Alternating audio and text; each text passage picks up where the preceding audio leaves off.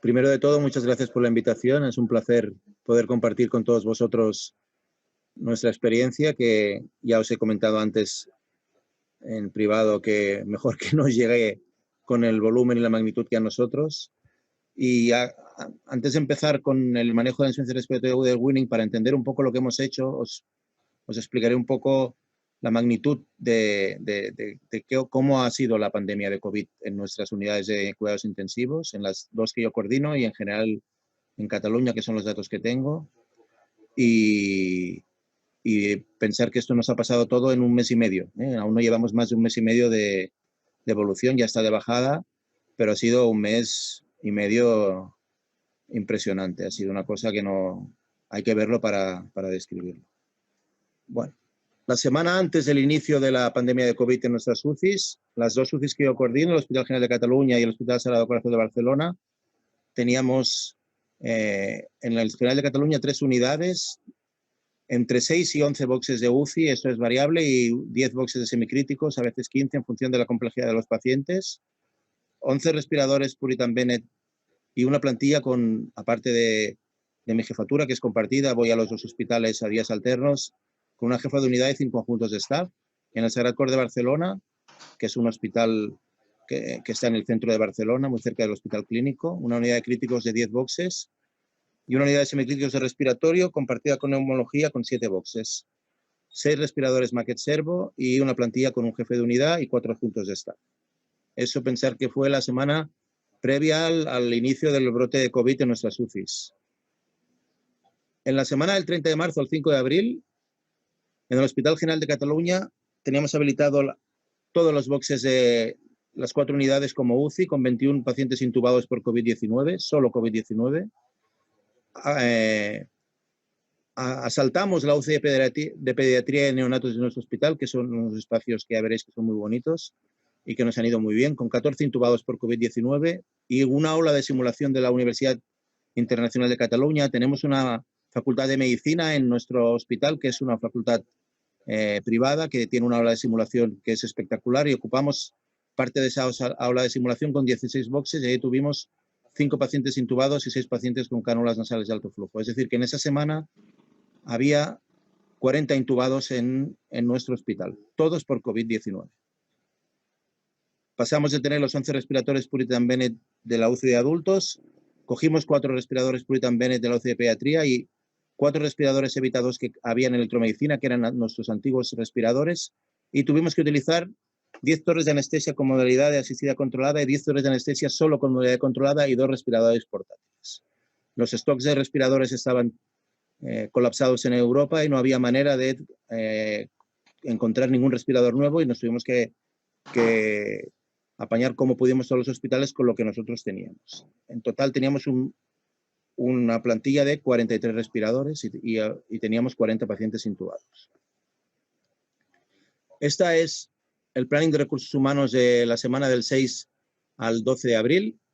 Veis que teníamos cuatro espacios, la UCI de adultos, la UCI pediátrica, una reanimación y semis que estaban en la área de simulación. Y los nombres en oscuro somos los intensivistas. Solo había 3 intensivistas a turnos de 12 horas, y fijaros que teníamos un anestesista en la UCI de adultos, un cardiólogo en la UCI de pediatría, otro anestesista, un pediatra intensivista, otro cardiólogo, y en semis en la UIC teníamos un anestesista y un pediatra. Y la jefa de unidad y yo supervisamos la REA y semicríticos. Es decir, aprendimos a trabajar con equipos multidisciplinares y supervisando a los intensivistas de manera rápida y urgente. Fijaros que cada turno de 12 horas había 3 médicos intensivistas, 3 médicos anestesiólogos, 2 pediatras intensivistas, 2 cardiólogos, y la enfermería evidentemente también toda mezclada. En el Sagrat Cor pasó parecido, pasamos a los 10 boxes, 10 intubados, allí los espacios eran peores, tuvimos que ocupar 9 quirófanos centrales, cada uno de los quirófanos 8 intubados por COVID, o sea, 8 intubados en total, y la reanimación postquirúrgica con 7 tubos. Llegamos a tener 25 intubados y pasamos a tener, aparte de los 6 respiradores Maquet, 2 respiradores Evita 2 Dura de electromedicina, 4 Servos 900, no sé si alguno de vosotros ha utilizado los Servos 900, yo hice la residencia con los Servos 900 y después de 30 años funcionan como el primer día, os lo puedo asegurar. 7 torres de anestesia con modalidad asistida controlada y 6 torres de anestesia solo con modalidad controlada y 2 respiradores portátiles. Un total de 27 respiradores y llegamos a tener 25 intubados. Entre las dos unidades tuvimos picos de 65 pacientes ventilados en ventilación invasiva solo por COVID-19. Fijaros los respiradores que tuvimos que utilizar. Y estos, todos los respiradores de anestesia, cuando ya los pude liberar, que utilizamos en el General de Cataluña, de todo tipo. Respiradores que era para los intensivistas un misterio, que los pacientes reinhalaban, que no podían hacer modalidades de asistida, todo eso para ventilar distreses graves, como después os explicaré. Esta es la zona de UCI de pediatría y neonatos que ocupamos. Aquí 2 semanas antes había pacientes de entre medio y 2 kilos y fijaros cómo lo reconvertimos en una semana en una UCI de 14 boxes de pediatría, todos con pacientes intubados por COVID. Esta es la área de simulación de nuestra universidad. Es donde los estudiantes de medicina hacen prácticas. Yo me estuve paseando 2 días antes para... Cada 3 o 4 días teníamos que abrir un espacio nuevo porque no nos cabían los pacientes y me enteré que había una posibilidad de que esto nos lo cedieran y en 4 días se convirtió en un nuevo espacio de intensivos. Aquí habilitamos 16 boxes para pacientes por COVID.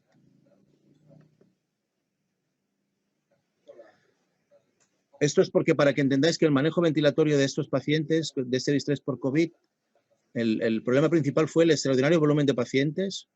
Ahora veréis los pacientes en Cataluña. El estudio ARDS Network, para que os hagáis una idea, sobre la ventilación protectora incluyó 861 pacientes entre las dos ramas, entre la protectora y la no protectora. Esto nos ha producido una falta de recursos materiales y humanos importantísima. Las camas de UCI insuficientes se han multiplicado por 3, nosotros y casi todas las UCIs catalanas. Respiradores intensivos escasos. Yo no me hubiera imaginado nunca la mitad de nuestros pacientes por distrés ventilados con respiradores de anestesia, algunos de ellos solo con modalidad controlada, plantillas intensivistas cortas y medidas de aislamiento estrictas y complicadas que aún dificultaba más nuestro trabajo. Y una cosa que nos ha marcado muchísimo es que esta limitación de recursos materiales y humanos en relación con el volumen de la pandemia nos ha llevado a nosotros y a todas las UCIs a una limitación al ingreso en UCI para intubar y ventilar pacientes no mayores de 75 años en ninguno de los casos y la mayoría de las veces menores de 70 años. De manera que teníamos que dejar en sala convencional pacientes que se morían de hipoxemia por tener 72 años y su máxima comorbilidad, hipertensión o diabetes mellitus. Este es el recuento de datos de las UCIs catalanas que pasábamos los jefes de servicio 2 veces por día a nuestra Consejería de Sanidad los datos y fijaros, esta es los pacientes con ventilación invasiva por COVID-19 en el pico 2-3 de abril. Había 2.287 pacientes ventilados en las UCIs catalanas por COVID-19. Esto, el número en sí, ya parece muy, muy grande, pero no dice mucha cosa. Si pensáis que el número de camas de UCI prepandemia estimadas en toda Cataluña estaban alrededor entre 550 y 600 camas de UCI en total, para una población de 7 millones de habitantes. Bueno, ¿cómo planteamos el tratamiento de estos más de 1.000 pacientes en una foto puntual? Aún no tenemos los datos de todos los pacientes durante ese mes y medio. Bueno, la ventilación mecánica no invasiva con técnica BiPAP no la hemos hecho en fase inicial. La Sociedad de Intensivos Española y Catalana lo desaconsejó. Nuestro criterio clínico es que tampoco tenía eficacia en estos pacientes. Casi no hay población EPOC ni cardíacos crónicos en este perfil de pacientes. No hay casi hipercámnicos de base y teníamos además el riesgo de aerosolización y lo hemos utilizado en contados casos, ya veréis después por qué, como profilaxis post-extubación. Las escalas nasales de alto flujo sí que se han utilizado. Las hemos individualizado en fase inicial, solo en las áreas de críticos o de semi-intensivos. La eficacia, la verdad es que ha sido discreta, con un fracaso aproximado entre el 70 y el 80% de los pacientes. Hoy estaba acabando de repasar todos nuestros datos. Nosotros hemos ingresado solo en el General de Cataluña 79 pacientes en el área de críticos y solo 9 de ellos aguantaron con cánulas nasales de alto flujo y fueron dados de alta sin necesidad de ventilar. No todos se probaron, pero el fracaso ha sido alto. Además, la monitorización complicada por la carga de trabajo que conllevaba un retraso en la intubación. Una cosa sorprendente y que yo creo que ha sido positivo es que hemos combinado por necesidades logísticas cánulas nasales de alto flujo y de decúbito prono en pacientes despiertos y esto ha sido bien tolerado.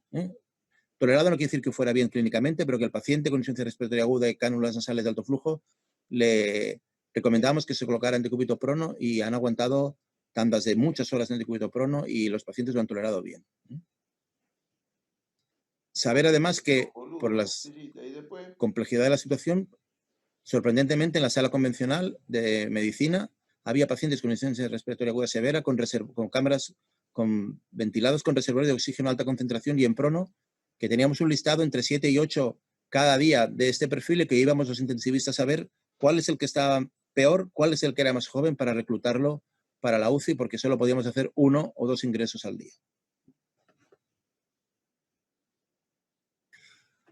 ¿Cómo ingresan los pacientes por COVID-19 en la UCI? Pues pensar que si os vienen pacientes a la UCI, he puesto más del 99%, pero es el 100%. Los pacientes ingresan en UCI por hipoxemia severa. Es el único motivo por el cual nos han comentado estos pacientes.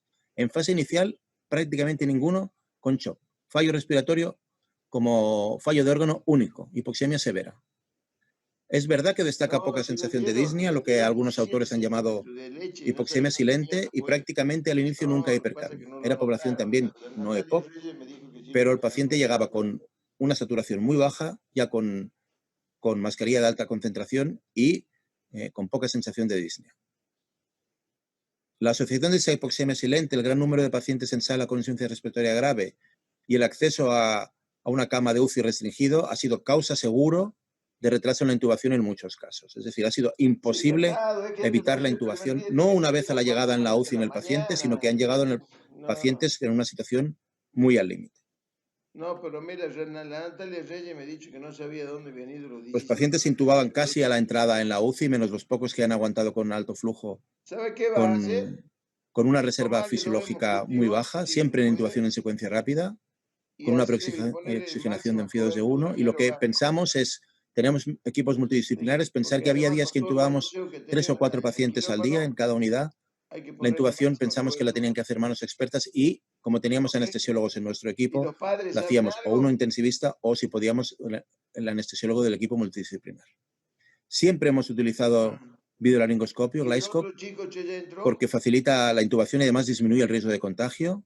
Y además hemos utilizado campanas protectoras de metacrilato que nos las han hecho la sociedad civil de manera desinteresada. Gracias, chao, chao. Y esto, veis aquí una intubación de un paciente en la UCI pediátrica con un respirador de anestesia detrás que solo hace modalidad controlada. Y veis esta campana que tiene 2 agujeros en la parte donde está el médico anestesiólogo que permite poner las manos y entre la longitud, la separación y que hace la intubación mirando el videolaringoscopio, se disminuye muchísimo el riesgo de contagio en la maniobra de la intubación. Esto ha sido eficaz, no hemos tenido ningún fracaso de intubación con esta técnica y con esta campana. Ah, es que medio pariente. Bueno, aquí voy a ser un poco atrevido. Os doy mi opinión. No, parece que el chico parece que tuvo... Que la he madurado mucho, la he pensado mucho y que seguramente me equivocaré, por eso he puesto el no en un interrogante. Yo creo que el distrés por COVID no es un distrés diferente. Ya habéis visto todos las opiniones de Gattinoni, conjuntamente la última con Gigi Marini. Yo creo que nos hemos confundido por el volumen de pacientes. Los pacientes con distrés siempre han sido heterogéneos, en realidad con su severidad. Nunca han sido iguales los pacientes con distrés, ni por distrés de causa pulmonar, ni por distrés de causa extrapulmonar. Nadie nos había, de nosotros los intensivistas, preocupado ni angustiado que hubiera un paciente con distrés con una mecánica buena y que a la semana ingresara otro paciente con distrés con una mecánica mala. Lo habíamos visto normal. Han sido además heterogéneos en relación al grado de hipoxemia, la afectación de la mecánica respiratoria. Eso siempre lo habíamos visto normal.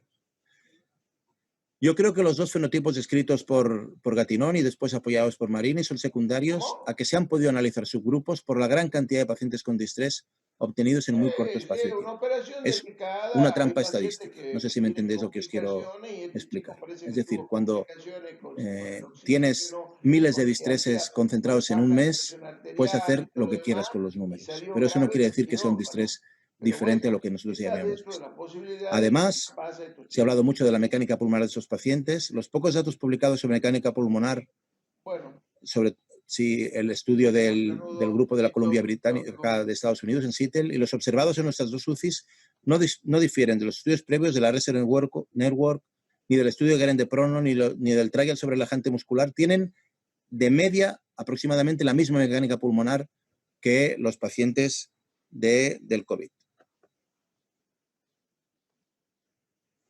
Es verdad que hay una población inicial que tiene buena mecánica pulmonar, pero porque hemos tenido centenares de pacientes, pero a los 7-10 días el grupo de pacientes con la supuesta o con la real buena mecánica pulmonar pasa a tener una mecánica severamente alterada. Nosotros ahora en la unidad nos quedan 17 pacientes en ventilación mecánica, algunos de los cuales llevan ya más de 30 días y todos tienen una mecánica pulmonar severamente alterada. Que esto puede ser por progresión de la misma afectación por COVID, por complicaciones infecciosas, neumonías asociadas a la ventilación mecánica, que tenemos muchas, o por daño pulmonar asociado a la ventilación mecánica, por VALI, no lo sabemos, pero la realidad es que esa buena mecánica pulmonar de algunos pacientes desaparece. Y además, como ahora veréis, los patrones radiológicos observados en la tomografía computerizada de tórax son variables, pero son iguales que los observados universalmente en el SDRA de causa pulmonar. ¿Cómo se ingresarán los pacientes en la UCI? Todos ingresarán por insuficiencia respiratoria hipoxémica grave con PA2, FIO2 inferiores a 150. Una mecánica pulmonar al inicio relativamente conservada, una compliancia entre 35 y 40 mililitros por centímetro de agua. Siempre o casi siempre inicialmente sin fracaso de otros órganos. A los pocos días nos llamó la atención que entre un 15 y un 20% de los pacientes desarrollaban fracaso renal agudo, que no había una causa prerrenal clara de shock y que probablemente atribuimos después a que intentamos hacer, porque los pacientes tenían una hipoxemia muy severa, tratamiento deplectivo del distrés y eso probablemente causó el fracaso renal agudo. Claramente sin afectación ni clínica ni ecocardiográfica de la función cardíaca, como teníamos cardiólogos en nuestros grupos y además intensivistas expertos en la redacción de ecocardiogramas. Hicimos ecocardiogramas a muchos de los pacientes y solo vimos de manera representativa afectación moderada de ventrículo derecho, que podía ser consecuencia del distrés. El 30-35% de los distrés graves ya provocan afectación de la función ventricular derecha, o por TEPS que, como después os explicaré, en los TACs, en los angiotacs hay TEPS subsegmentarios, pero muy poquitos TEPS radiológicamente y clínicamente significativos. Lo que os he dicho de la mecánica pulmonar, fijaros el trabajo de Guérin. La mecánica pulmonar tenía una presión plato de 23 y una compliance de 35, que es prácticamente igual que la que nosotros hemos visto en el grupo de los COVID, y esto eran pacientes todos con una PAFI por debajo de 150. Y además, el que un paciente tenga una mecánica pulmonar buena, inicial, no tiene ningún factor pronóstico claro en relación con la mortalidad, como se demostró en el estudio de la RSD. Esta sería la radiología en la fase inicial del SDRA por COVID, y este sería un TAC donde básicamente al principio lo que hay afectación en forma de vidrio de sustrado. Estos pacientes con este TAC y con esta radiografía tenían todos hipoxemia extraordinariamente severa. ¿Qué hicimos? Pues hicimos el tratamiento del distrés convencional. No hemos intentado volver atrás 30 años en ventilación mecánica, en otras cosas, por desgracia, sí, a utilizar técnicas que no tenían utilidad, que se había demostrado que eran ineficaces por la gran avalancha de pacientes y por la incertidumbre que nos provocaba el pronóstico, sobre todo porque en los primeros días, sobre todo lo que había eran éxitos y evidentemente no altas. Aplicamos de manera estricta ventilación protectora, aplicamos de manera muy liberal decúbito prono. Yo soy un gran defensor del decúbito prono. De hecho, mi tesis doctoral, mi primer trabajo de la tesis doctoral fue sobre decúbito prono, y antes de que los estudios demostraran mejoría en la mortalidad, yo lo defendía siempre y ahora más. Intentar encontrar la pipa óptima, pongo un interrogante porque eso fue muy difícil, y la relajación muscular, que también nos ha dado muchos problemas. Y no hemos utilizado ninguno de los tratamientos no demostrados eficacia, que no han demostrado eficacia en el distrés, ni óxido de nitrogenado, ni maniobras de reclutamiento, ni ventilación de alta frecuencia. Y ECMO nosotros no tenemos en nuestro hospital, en ninguno de los dos. En Cataluña hay 2 hospitales y uno que tiene posibilidad de ECMO, y no hemos tenido que derivar ninguno de los pacientes, pero se han hecho, cada día había en Cataluña entre 15 y 16 pacientes conectados a técnica de ECMO. ¿Por qué os he dicho lo de la ventilación protectora y lo del decúbito prono? Porque son los únicos 2 estrategias que han demostrado mejoría de la supervivencia en los pacientes con distrés. Entonces, no había ningún motivo para no utilizar algo que sabemos que la evidencia científica lo apoya. ¿Cómo hacer ventilación protectora con tantos pacientes y con unos equipos multidisciplinares tan extraños, ¿no?, de entrada, y con estos respiradores? Pues con un protocolo de ventilación mecánica claro, resumido y estricto, porque había personal muy variado en formación. Lo que hicimos es redactar una página, una sola página, a una cara, que se envió a todo el equipo médico por mail y por WhatsApp, y que además que se colgó en todos los boxes de la unidad para que todo el mundo siguiera ese protocolo. Se hizo un cálculo de peso ideal IBT para todos los pacientes entre 6, 7 y 8 mililitros por kilo. Se escribía en cada paciente, se colgaba también en el box, y además por la presión asistencial, porque era muy complejo entrar muchas veces a los boxes de los pacientes, por la escasez de materiales de protección, formamos a enfermería de nuestra unidad a apuntar en las gasometrías arteriales todos los parámetros del respirador, y se les enseñó a calcular la presión plató y la compliance pulmonar para favorecer el trabajo del staff. Hay que decir que la presión plató y la compliance en muchos de los respiradores de anestesia no se pueden calcular. No sé si ustedes tienen experiencia con respiradores con torres de anestesia, yo no tenía, y hay muchos que te dan como mucho la compliance dinámica, pero no permiten hacer pausas y no permiten calcular la compliance bien hecha. Todos los pacientes, si podía ser, los ventilamos en la fase aguda en asistida controlada por volumen con flujo constante. No hemos permitido modalidades espontáneas en fase inicial para intentar evitar el patient self-inflicted lung injury. Había pacientes que se adaptaban muy mal por un intenso drive inspiratorio, por hipercapnia, y estos pacientes los tuvimos que relajar, pero no permitimos en fase aguda modalidades espontáneas, aunque el paciente tuviera muchas asincronías. Hemos intentado mantener siempre la presión plató entre 28 y 30 inferior y una driving pressure inferior a 15. Esta es la hoja, las recomendaciones de ajuste de la ventilación mecánica en pacientes críticos con neumonía grave por COVID. Eso es lo que tenían todos los médicos del equipo multidisciplinar, sobre todo los no intensivistas, y esto se colgaba en el box de los pacientes. Cada día, si había ingresos, calculábamos el peso ideal de los nuevos pacientes y los escribíamos en una cuartilla el peso ideal y los volúmenes que le tocaba al paciente en función de los mililitros por kilo, y lo colgábamos también en el box. Y las gasometrías arteriales, enfermería apuntaba en el margen derecho todos los parámetros que a nosotros nos podía ayudar sin necesidad de entrar en el box del paciente.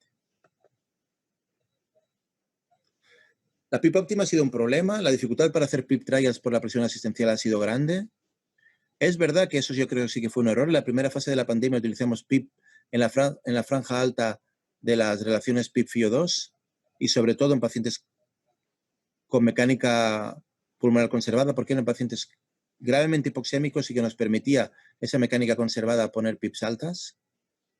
Sí que hicimos controles gasométricos para analizar el reclutamiento o la sobredistensión, porque vimos que estas PIPs altas en algunos de los pacientes sobredistendían y provocaban aumentos de la PCO2. Y no hicimos maniobras de reclutamiento para evaluar el nivel de PIP. Yo he tenido conversaciones con otros hospitales españoles, sobre todo en el área de Madrid, que hay, bueno, tienen una formación de más maniobras de reclutamiento, y ha habido muchos casos de barotrauma asociados a las maniobras de reclutamiento.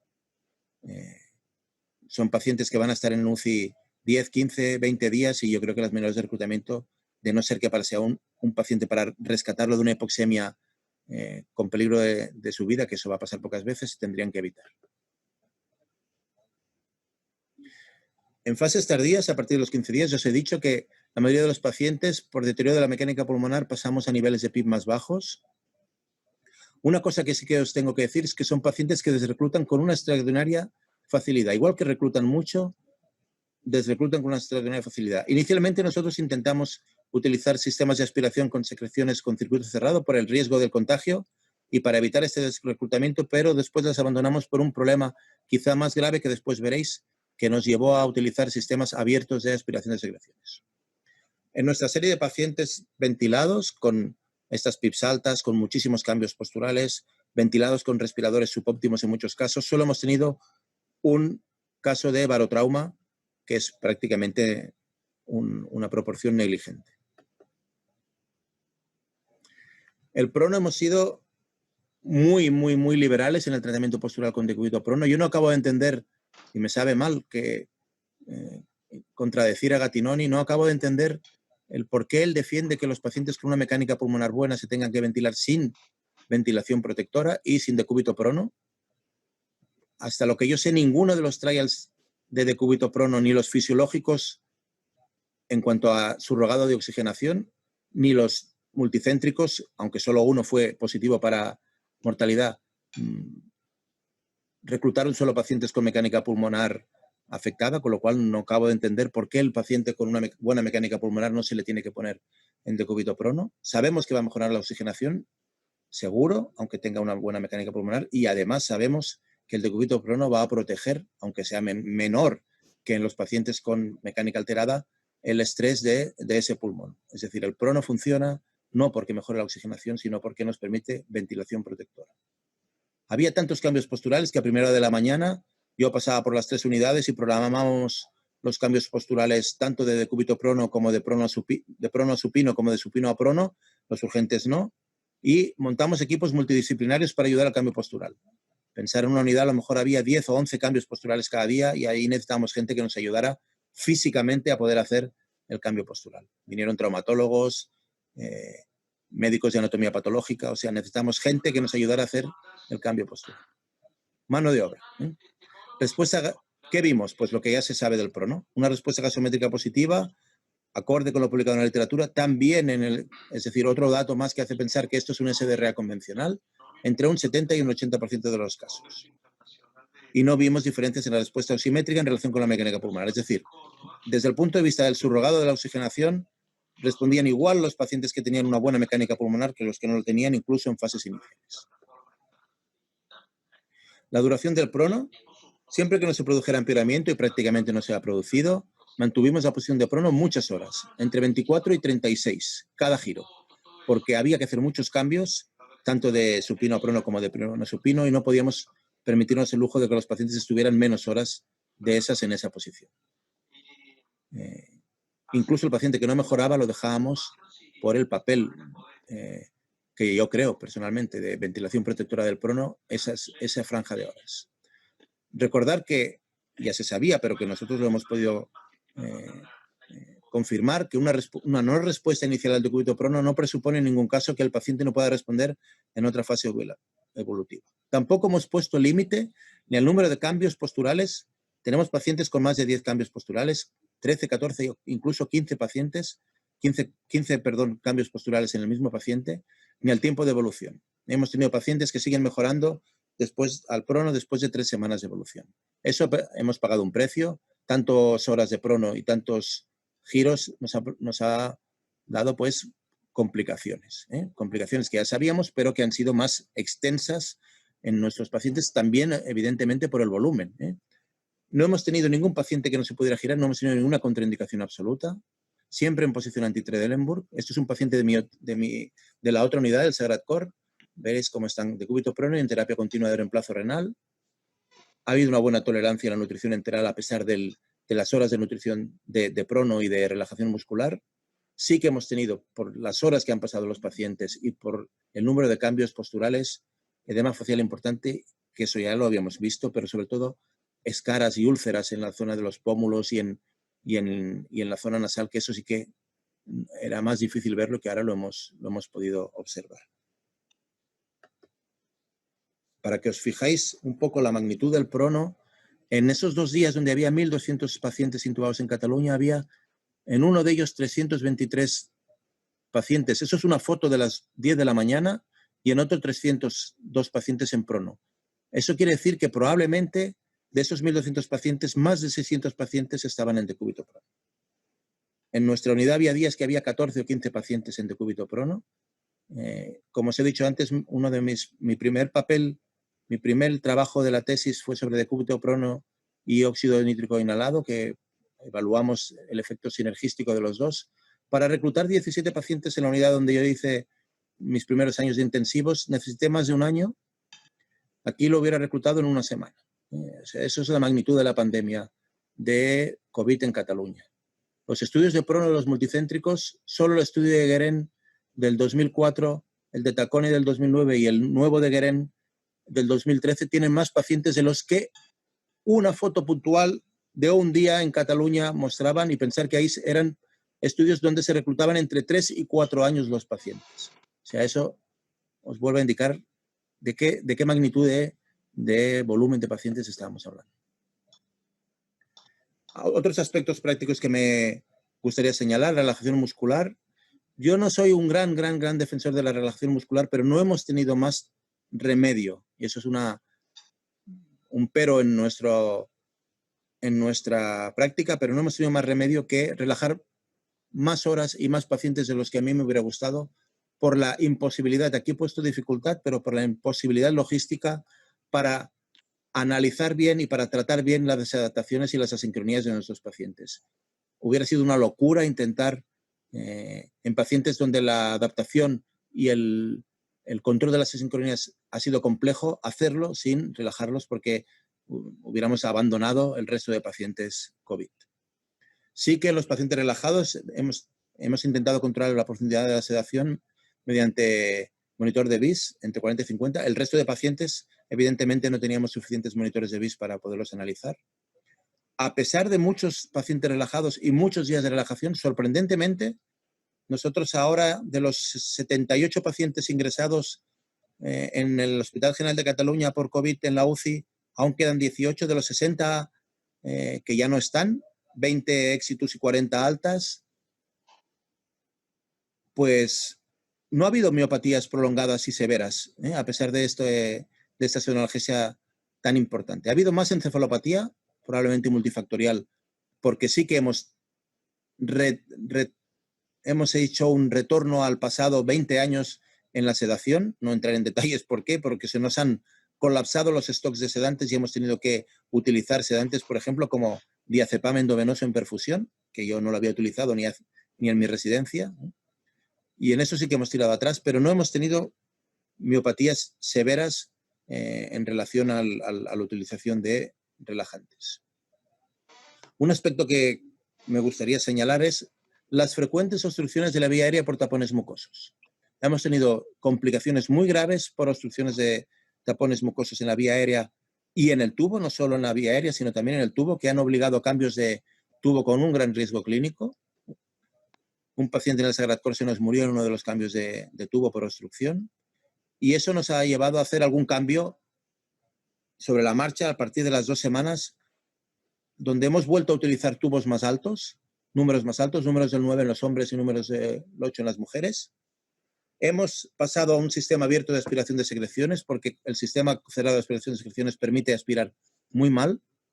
Y inicialmente nos dijeron de la Sociedad de Neumología de Intensivos que no utilizamos sistemas de humidificación activos por el riesgo de aerosolización, pero cuando vimos estas complicaciones graves pensamos que era mejor protegernos nosotros y no que se nos murieran los pacientes, protegernos mejor, y hemos vuelto a utilizar sistemas de humidificación activos que han mejorado no han solucionado, pero han mejorado el problema de la obstrucción de los tubos. Hemos hecho frecuentes toilets mediante fibrobroncoscopia.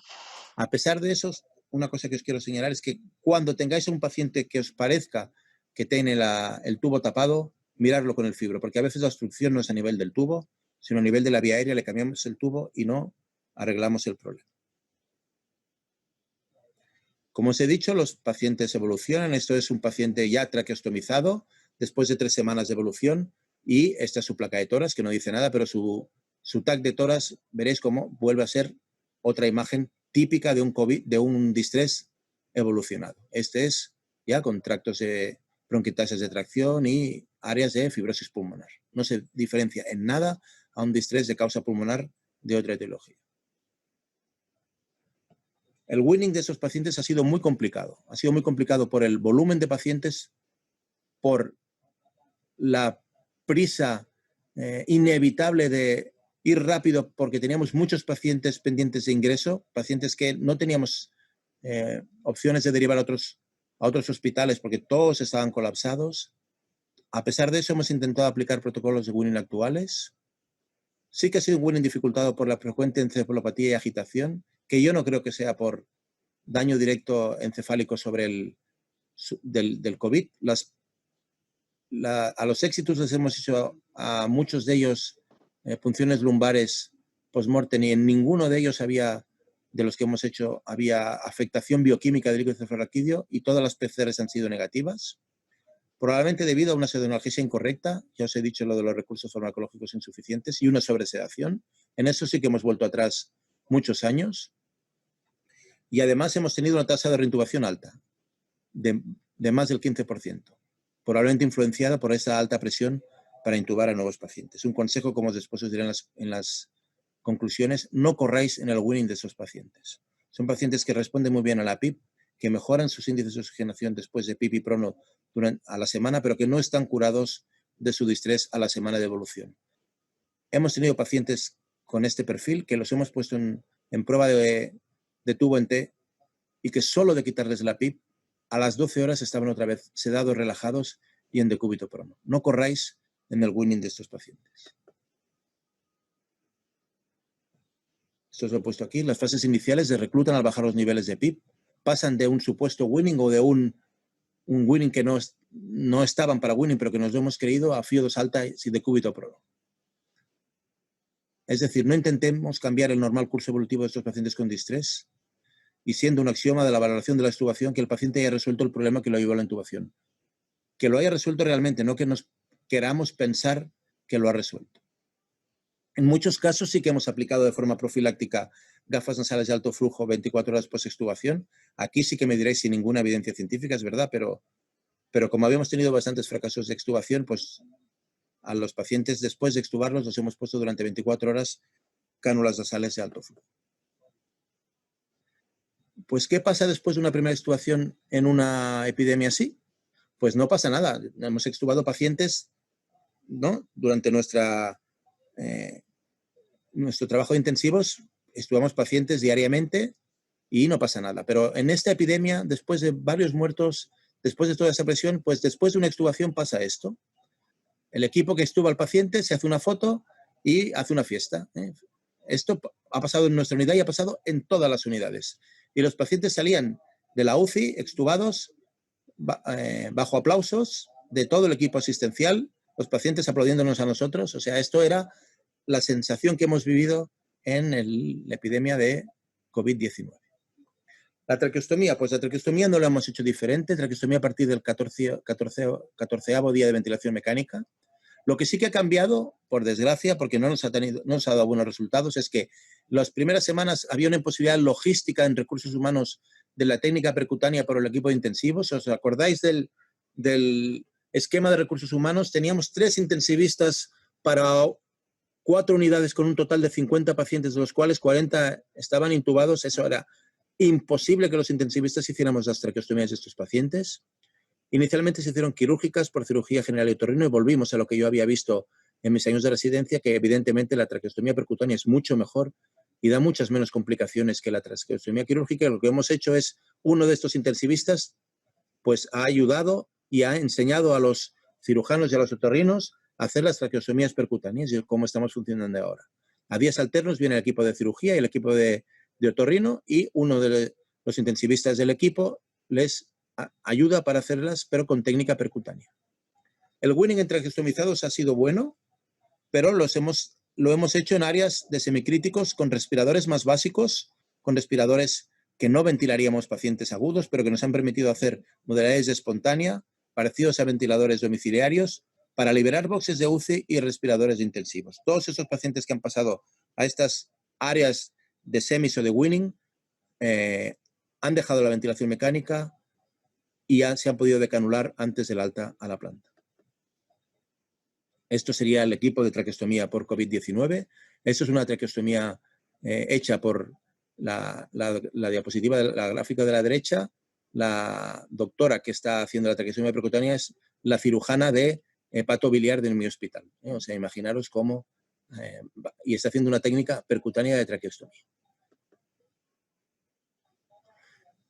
Lo que os he comentado del área de semicríticos, tenéis que pensar que si tenéis una avalancha de estos pacientes, no se pueden ir a la planta convencionalmente, nada más extubar, porque las plantas están llenas de pacientes COVID y porque están en una situación justa y no os los podéis quedar en la UCI días porque vais a necesitar los boxes de críticos para pacientes graves. Entonces, hemos creado áreas de semicríticos para COVID-19 con pacientes con insuficiencia respiratoria aguda hipoxémica tratados inicialmente con cánulas nasales de alto flujo, para winning de pacientes traqueostomizados en fase de desconexión, para progresión en el cambio de cánulas y de canulación de traqueostomía. No podíamos enviar a un paciente con una cánula en proceso de canulación a la sala convencional porque iba a estar solo, sin compañero, iba a estar solo, sin familia y iba a estar con poco recurso de enfermería porque la enfermería está fuera y solo entraba ocasionalmente y no podíamos correr ese riesgo. Y además para hacer rehabilitación intensa de los extubados con encefalopatía y o alteración neuromuscular en la UCI. Es decir, pensar en áreas de semicríticos con este perfil donde podáis ventilar pacientes no complejos y donde podáis hacer el winning y la rehabilitación de estos pacientes. Ya para concluir, os diría que el SDRA por COVID-19 es un SDRA con todas las de la ley, que causa con una hipoxemia severa y con un distrés severo y de larga estancia. Intentar hacer tratamientos demostrados en el SDRA, no desenterrar tratamientos ya estudiados en estudios randomizados y que se han demostrado ineficaces. Si se han demostrado ineficaces, ¿por qué van a ser eficaces en este distrés?